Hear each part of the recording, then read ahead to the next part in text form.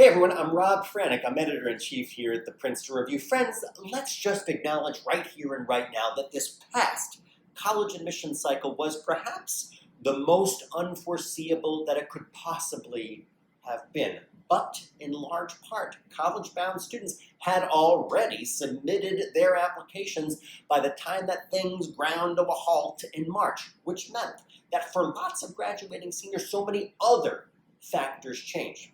From their ability or lack thereof to actually get out and visit college campuses, to their financial aid needs, to their desire to stay close to home. And those factors, for many students, influenced their college choices.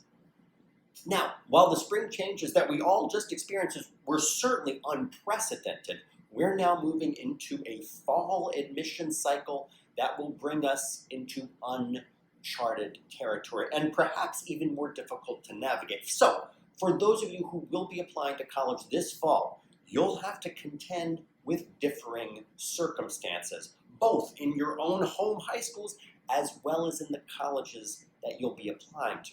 Maybe your high school will be in session for face-to-face classes this fall, or maybe you'll be logging in online, or maybe it will be some combination of the two. You'll likely have already done remote learning for the majority of your junior year, which means that transition to senior year, both academically and otherwise, could be really challenging.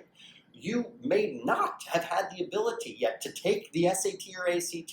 Your extracurricular activities were probably canceled. Maybe your classes moved from a letter grade system to pass-fail fully. Friends, you'll be heading into your senior year with a very different set of experiences than the cohorts that came just before you. At the same time, you'll be applying to colleges that may be fully operational and in-person for classroom instruction. They may be partially operational on a hybrid model, which meant that some students will be on campus while others will be remote, or they will be fully closed for in-person learning altogether. And friends, that's even before we think about the emotional, physical, and of course, financial challenges that you and your family have faced. Let's say it out loud, folks. That's a lot. That said, there's a silver lining here. More than 315 admission leaders and counting have issued a document. The document is called Care Counts in Crisis: College Admission Deans Respond to COVID-19. We're going to put a link to it in the description so that you can check it out in full for yourself.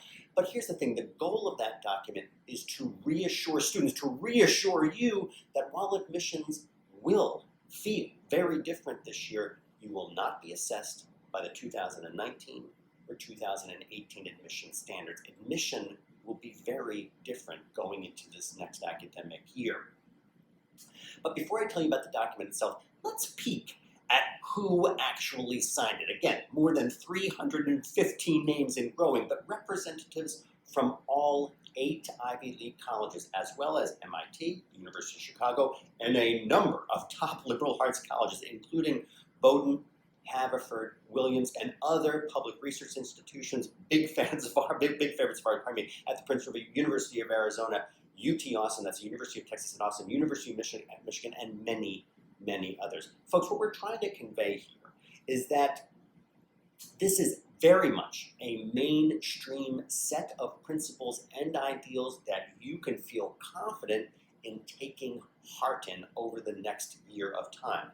And honestly, what comes first is often the most important, and it is certainly true in the case of this document. The first item in this document is all about self-care. I'm going to read you a direct quote from the document. We encourage all students to be gentle with themselves during this time. Folks, we again need to hear this and need to take some solace in it. The second thing is about academic work, and I'll read you the direct quote from there as well. We will assess your academic achievements in context of the obstacles that you faced. Folks, they will also say that they'll evaluate academic achievements mainly based on academic performance before and after the pandemic. They were explicit that you will not be disadvantaged because of a change in plans, because of the pandemic, or because of your school's decision about transcripts, or because of the absence of A, B, IB or AP testing, or because of the lack of access to standardized tests, or because you plain old weren't able to visit college campuses, you will be viewed in the context of the curriculum, academic resources, and supports that were available to you. Now next, the document emphasizes the importance of service and contribution to others, and again, assessed in the context of the obstacles that you face. They were very clear that you shouldn't engage in any kind of competitive public service, and they explicitly say that what matters most to them is that whether your contributions or service is authentic and meaningful to you and to others. And again, they remind everybody reading that you will not be disadvantaged if you're not in a position to provide those contributions. Now, the next part of the document is all about family contribution. And mission leaders truly understand that due to the demands placed on your family as a result of the pandemic, you may have had responsibilities at home that you wouldn't otherwise have. And they expressly say, and I'm going to read you the quote, "We view substantial family contributions as very important, and we encourage students to report them in their applications. It will only be positively impacting the review of your application."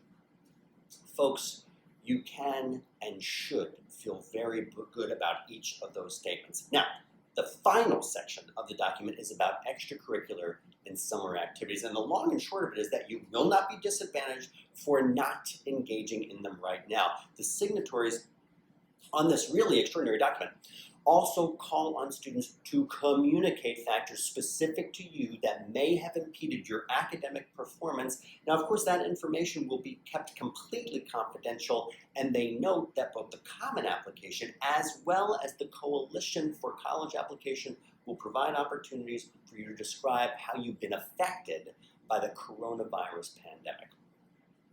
Folks, we all know it. These are no ordinary times, friends.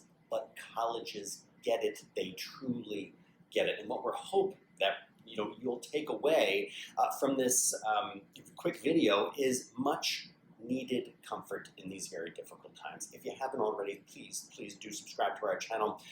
We are here with you most days with updates on college admission and standardized testing and lots more. Leave us a comment and let us know how the pandemic has changed the way that you're thinking about college. Again, folks, Rob Franek, Editor-in-Chief here at the Princeton Review, back with you again this week. Take care.